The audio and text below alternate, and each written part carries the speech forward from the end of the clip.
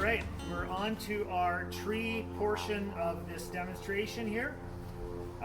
We have here a nice tall tree, and you've got all of this curved branching that's going down.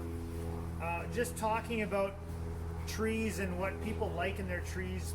People like a nice straight trunk, and they like a nice canopy. You can develop that nice straight trunk over the years by proper staking of your tree when you're planting it. For the first couple of years, it's important to not have it get knocked over by the wind in those first couple of years until the roots get settled in.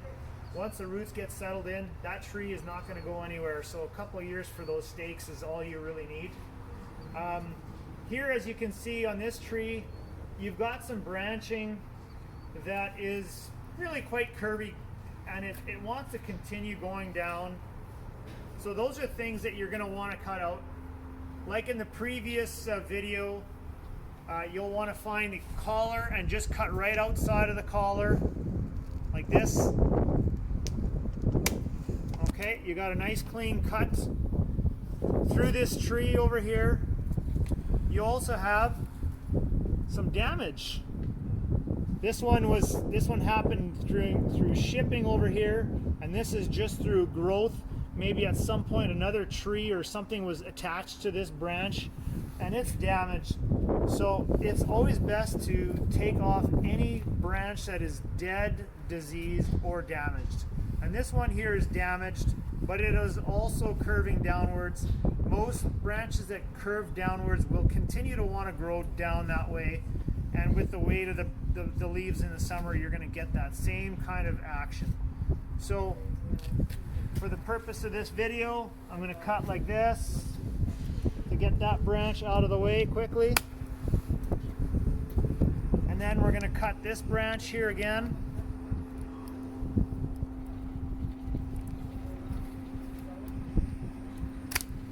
Okay, I might have to do a little bit of fixing here because it's a little bit wide. There we go. I'll cut this branch here as well, because it's kind of a lone wolf all by itself over here. So I'm going to cut it so that it looks a little bit more even and natural to the human eye.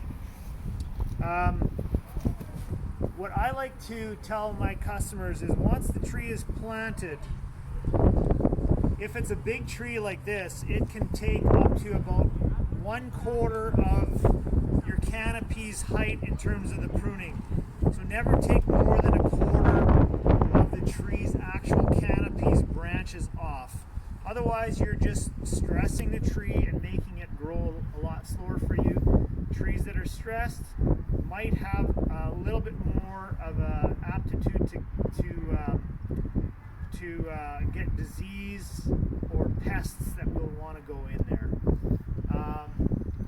When you have a tree planted, typically your average 6-foot tall male is the one who's cutting the lawn. So you'll want the branches to be cut up to about that 6-foot tall range. Keep in mind, you don't have to do all of that cutting all at once. As the tree is young and immature, you'll want to take maybe a branch or two off a year. And as the tree is growing, then you'll want to take more branches out at the bottom.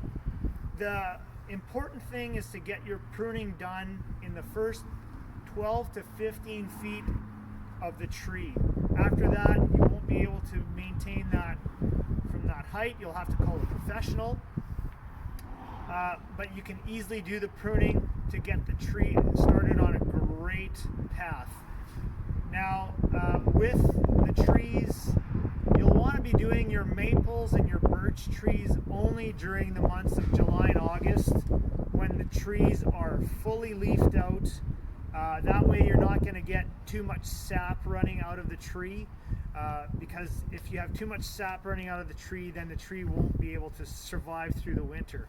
So July, August is a great time for maples and birch trees.